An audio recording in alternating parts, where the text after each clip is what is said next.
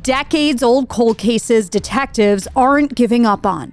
4 black women last seen in the same neighborhood in Cleveland in the 80s and 90s. Found murdered, dumped in remote areas off a stretch of highway heading east to Pennsylvania. Most of them strangled. Could a serial killer be behind their deaths? But it would appear that there was some type of profile that the killer was looking for, sure. Investigators believe these cold cases have too many similarities to ignore. Me and my mom, I think I was... 30 years later, we tracked down a daughter of one of the victims, still searching for answers. Answers she's lived most of her life without. I'm just really hoping to just really put this to rest for me and my brothers. And another victim's son tracked us down after seeing our story about these cold cases air on the news. She was just a pretty great person altogether, and that she didn't deserve what happened to her. A detective determined to solve the case is looking for new leads. He believes somebody out there knows something. We are only one phone call away, and that next phone call could be the one that could help us solve this case. I'm taking you inside the case files and back to the crime scenes. What will it take to solve these cold cases? I'm Sara Goldenberg. You're listening to Dark Side of the Land.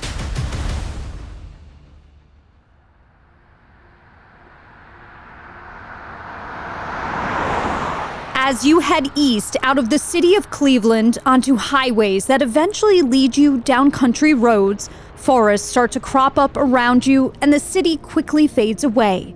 About 40 minutes out and you hit Geauga County, made up of small, peaceful towns. But a killer or killers back in the 80s and 90s saw one of these towns as something else, a dumping ground for victims. Women left by the side of the road like trash. 2 of the 4 cold cases that detectives think may be connected happened here in Thompson Township.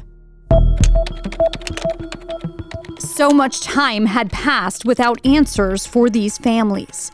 Details on the cases had been limited, and I could only find 1 or 2 news articles online, so I wasn't sure whether they got the attention they deserved. It turns out there were a number of articles written over the years, but eventually the attention slowly faded away. Now, one detective we spoke with is keeping these cases alive. He says they've never been closed. I can't tell you how many hundreds of leads were followed up on. When Detective Don Seaman with the Geauga County Sheriff's Office first told us about these cold cases, he said he had nothing to lose and he wanted to open up his case files to us in hopes of sparking new leads. It is very challenging. Fortunately, we had great investigators back then, so they did collect a lot of evidence. So we still have a lot of physical evidence that we're able to go back through and again look for that starting point. We met him in a nondescript room at the sheriff's office with white cinder block walls. Detective Seaman sat across from me at a long conference table in a crisp white dress shirt and a tie, taking his glasses on and off as he paged through his case files. A large binder sat in front of him, full of papers that have seen decades pass by. This is from 1981. These are the original typed police reports. Some pages were a bit yellowed, but they've been preserved well. These are copies of leads that they would follow up on. This is a note about somebody that they should look into. It's very interesting. All different witnesses that they interviewed. He passed me 2 Polaroid photos of the victims found in Geauga County. Dolores Furness and Terry Iverson. 2 moments of these women's lives frozen in time.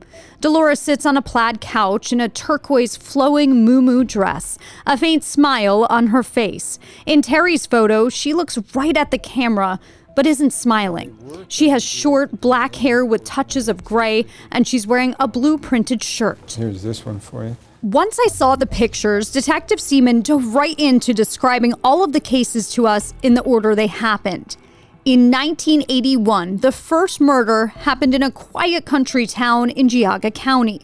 Someone found the victim's body partially clothed in a drainage ditch just off Clay Street near Thompson Road in Thompson Township. Her body was badly decomposed. She had been missing for 2 weeks, 3 weeks. It took a while to identify her as Dolores Furness of East Cleveland. Investigators believed she had been strangled, but they couldn't determine a cause of death. Nearly 11 years later, in 1992, the body of Verlene Flanoy of Cleveland was found on Mead Hollow Road in Hartsgrove Township, Ashtabula County, just over a dozen miles away from where the first victim was discovered. She had been missing for about a week. Her cause of death was believed to be strangulation. Then, 2 years later, in 1994, another woman's body was dumped again in that same quiet town in Geauga County. Terry Iverson of Cleveland also died of strangulation. Her body was found nude. Her body was found almost in the same location as our victim in 1981, about a quarter-mile apart. 5 years passed, and in 1999, a farmer discovered another woman's body naked and dumped in a remote soybean field just across the state line in Crawford County, Pennsylvania. Danita Landries of East Cleveland had been strangled too. She died from blunt force trauma to the head. If you follow Route 6 east from Cleveland, all the bodies were located either very close to Route 6 or just a couple miles off. Detectives in the 90s believed these killings could be connected, and still do today. Just due to the similarities, all same type of victims, believed to be prostitutes, black females, taken from virtually the same neighborhood in Cleveland. Could they have been the target of a serial killer? All 4 of these women were last seen in the area of East 40th Street in Cleveland, between Route 20 and Woodland Ave. Black women in their 20s and 30s, most of them strangled. Their bodies dumped in rural areas off Route 6, heading east from the city. Detective Seaman thinks it's possible the same person could be behind their murders. But it would appear that there was some type of profile that the killer was looking for, sure. But 2 large gaps in the killings have investigators stumped. After 1981, 11 years went by until the next murders in 1992 and 1994. Then 5 years passed before the 4th and last known murder in 1999. Did the suspect possibly go to prison on an unrelated crime during those times? Did he or she maybe move out of the area? Let's go through that timeline again for all 4 cases. In 1981, Dolores Furness, 30 years old, was found dead in Geauga County. In 1992, Verlene Flanoy, 28, was discovered in Ashtabula County. In 1994, Terry Iverson, 38, was found in Geauga County.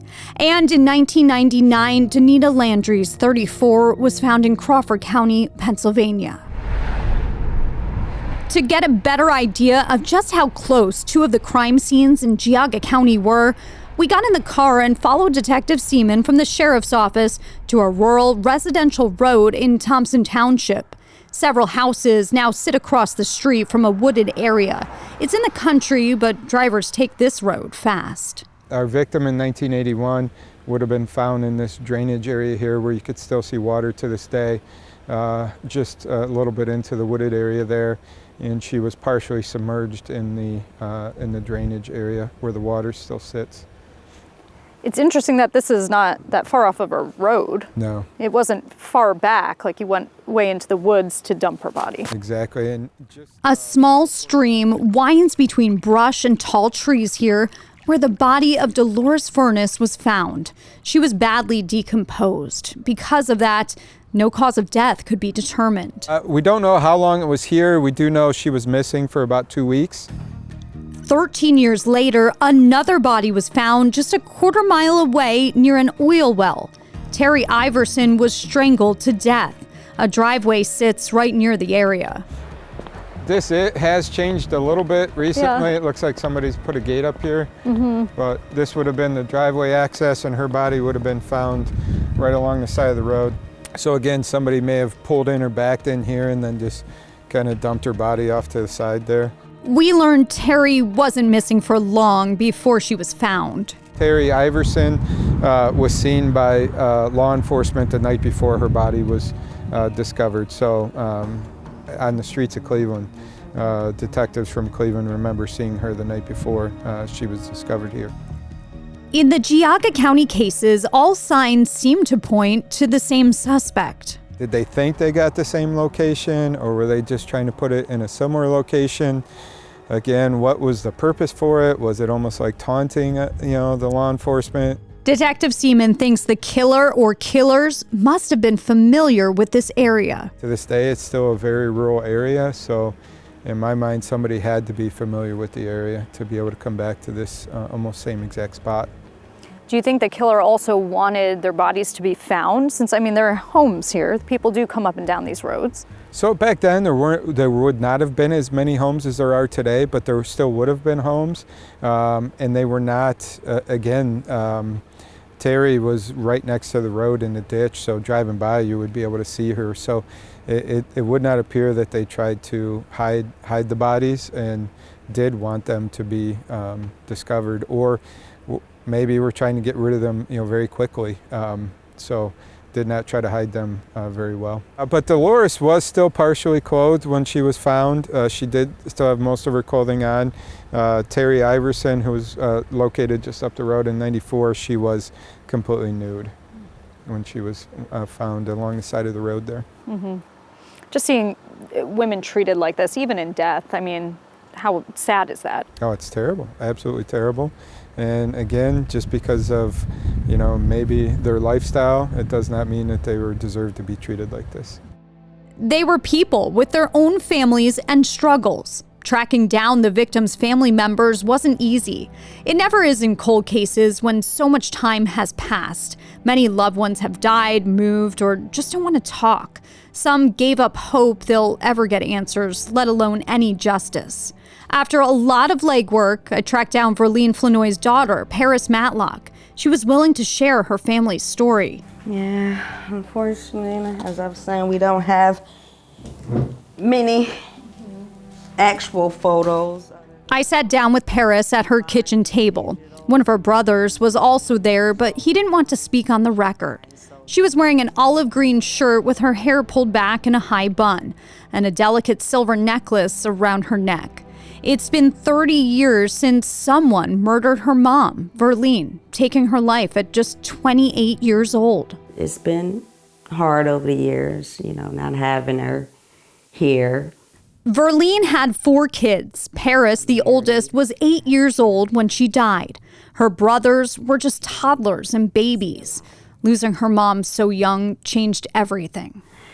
Yeah, definitely impacted and shaped my entire life.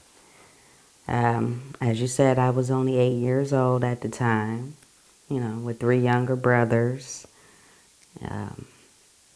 It was just a very confusing time, not really understanding what was happening, what was going on, being so young, and, the adults in the situation, I don't know if they was trying to shield me from it, or maybe they was just so consumed with their own grief, that they didn't have the time to, set aside for me. Now married with her own kids, Paris thinks about how much her mom missed. She didn't get to see her boys grow up, and graduate, and, just life. She was only 28 years old herself, very young. So she had her whole life ahead of her. Being the oldest, did you feel like maybe you had to shield your brothers from what was happening, or that you had to be strong for them? Were there their own challenges because you were older than them? Actually, my routine, and this was my routine every morning after it happened, I would get up, I would bathe them, dress them, and feed them before going to school. They were it. That was it. That was all I had. We had other family, but those were my brothers, so I did feel the responsibility of, just trying to be there for them the best I could, So, yeah. We're all still very close, close as we can be, being siblings. But, yeah, they're everything to me. It's a lot to take on, though, being so young. Yeah, a lot, a whole lot. What memories do you have of your mother? Her favorite cereal, peanut butter Captain Crunch. That, she used to chew on the inside of her jaw. I used to remember that because she used to sit there, she had the deepest dimples, and she would just chew on it, and I'd poke at it, at her jaw. So I do remember that, her walking me to school, taking me to doctor's appointment, just laughing and joking with her and her best friend, which is my godmother. Yeah, those are the good memories. As you got older, did family members share more with you? Because I'm sure it's hard that memories fade over time.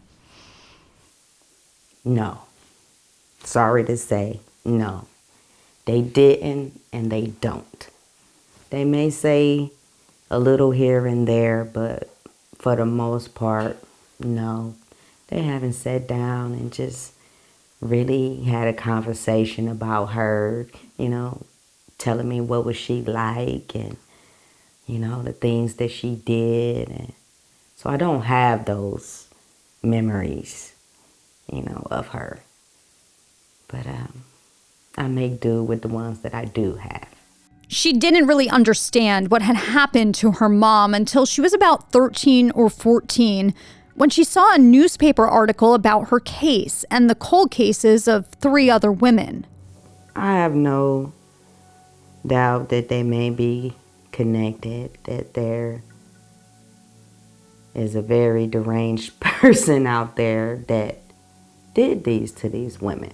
Paris says her mom was not a prostitute, but no matter what these women did for a living, nobody deserves that. Because I don't know much about the other women, but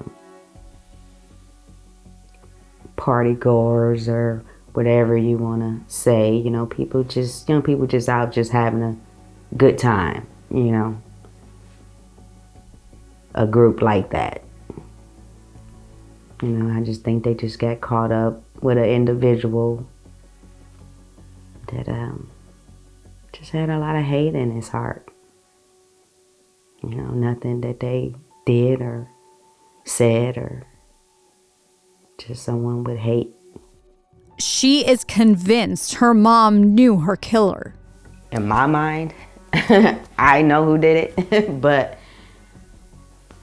it would be nice to know for sure, what happened, what went on, who did it, who's responsible, for taking, such a young woman's life away from her,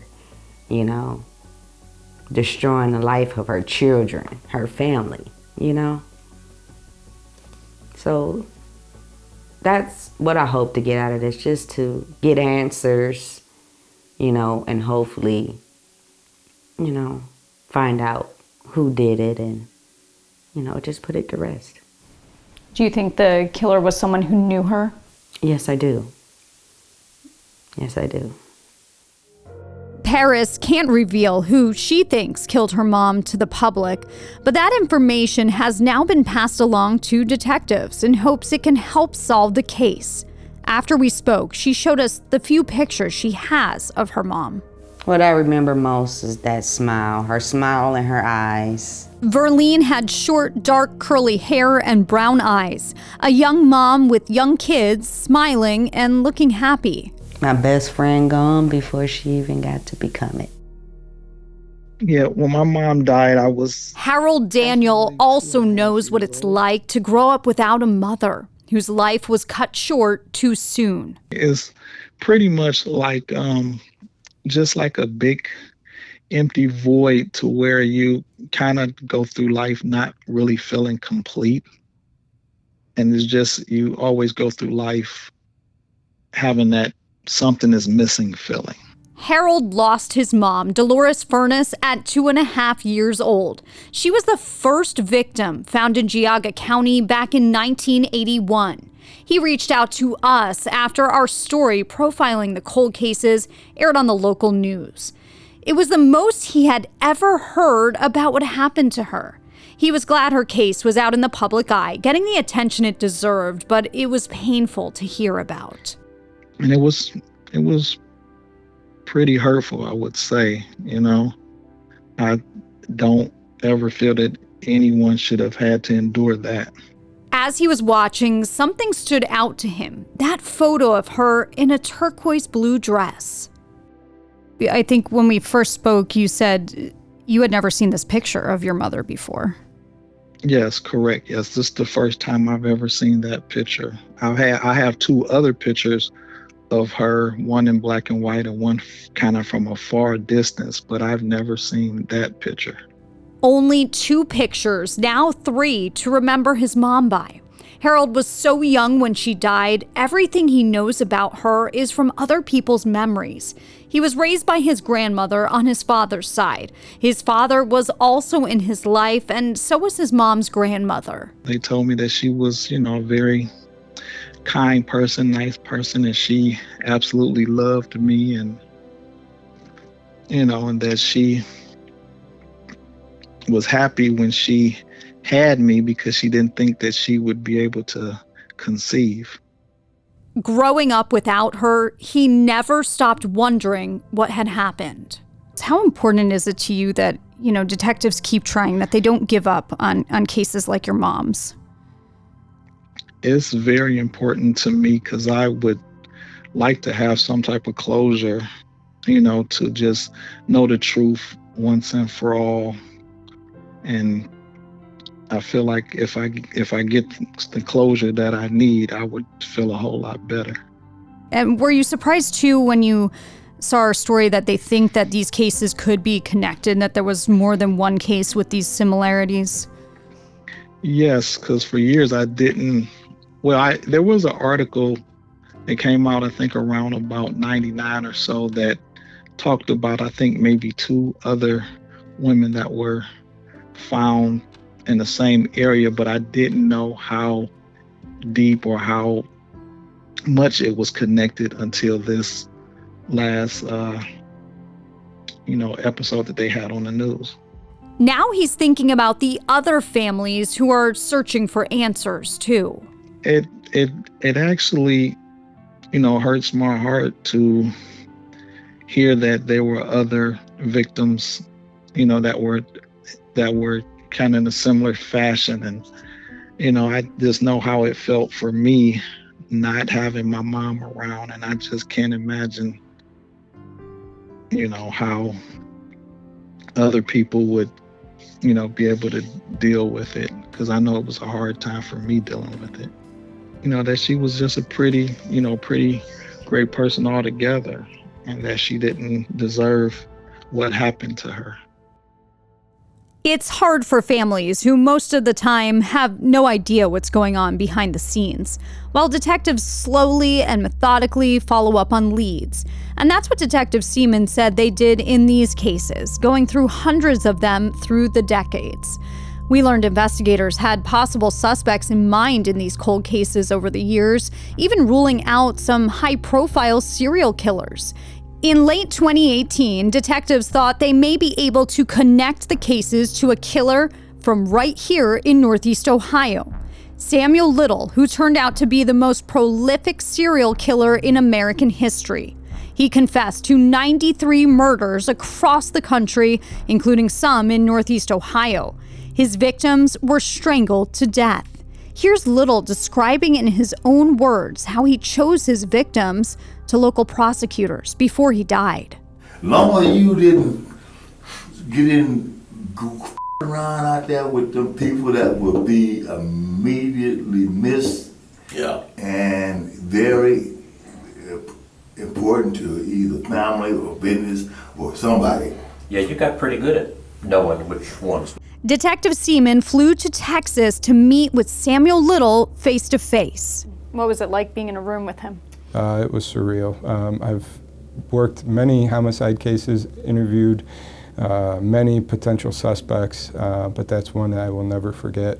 But Little denied he killed any of these women, and he was in prison during one of the murders. Samuel Little, in my experience, or from what I know of him, if he was responsible, he would admit to it.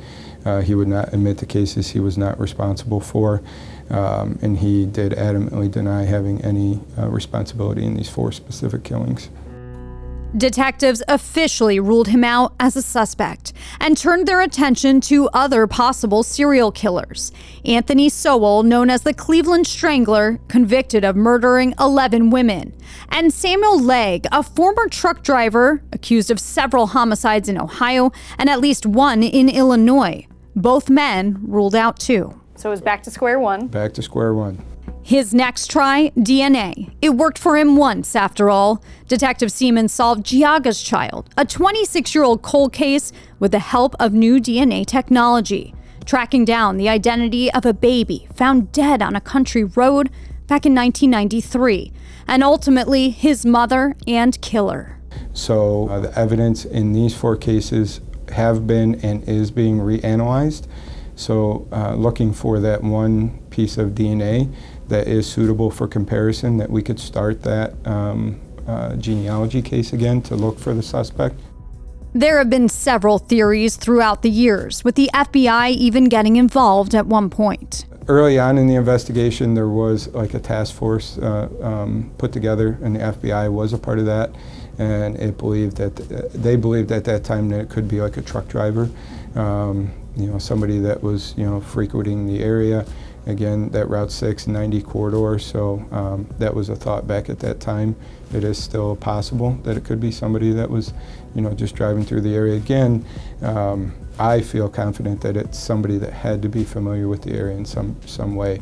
To dump 2 bodies 13 years apart, almost in the same location, that's not an accident. Somebody knew what they were doing and where they were doing it. So how that person is familiar with the area, we haven't figured that out yet, though.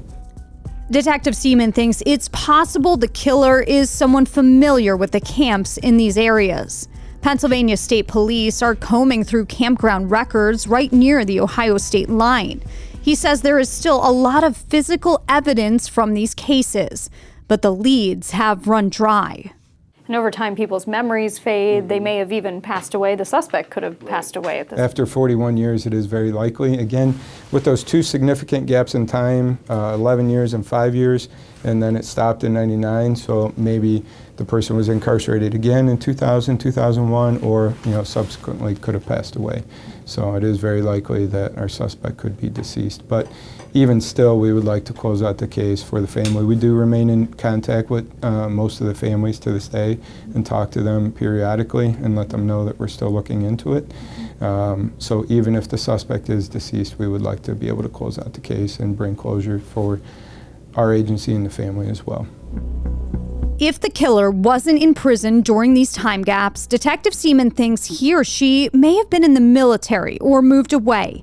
He doesn't want these cases to stay cold. We are committed to solve any case that we can here. And again, we're not closing any cases. We're constantly working on them.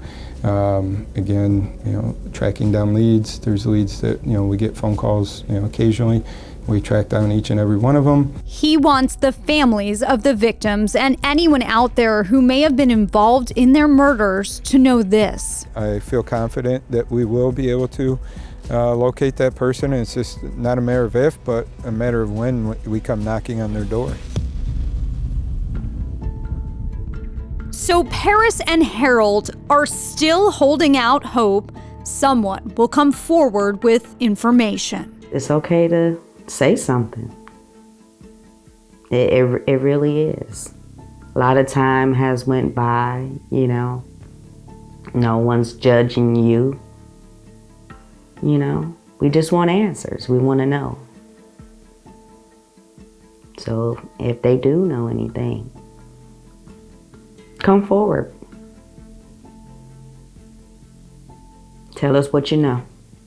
Yes, please, by all means, if there's anyone out there that has any information, please come forward, because it will most definitely help me, and I know it will help the other families at least have some type of closure. Investigators from all 3 agencies are still looking for the killer or killers in these 4 cold cases. If you have any information, you can call the Geauga County Sheriff's Office at 440-279-2009. You can also call Pennsylvania State Police at the Meadville Station at 814-332-6911 and ask for Trooper Baldwin. Or you can contact Pennsylvania Crime Stoppers anonymously at 1-800-4PA-TIPS. Callers could be eligible for a cash reward for information that leads to an arrest or the solving of their cold case. I'm Sara Goldenberg. Thanks for listening to Dark Side of the Land.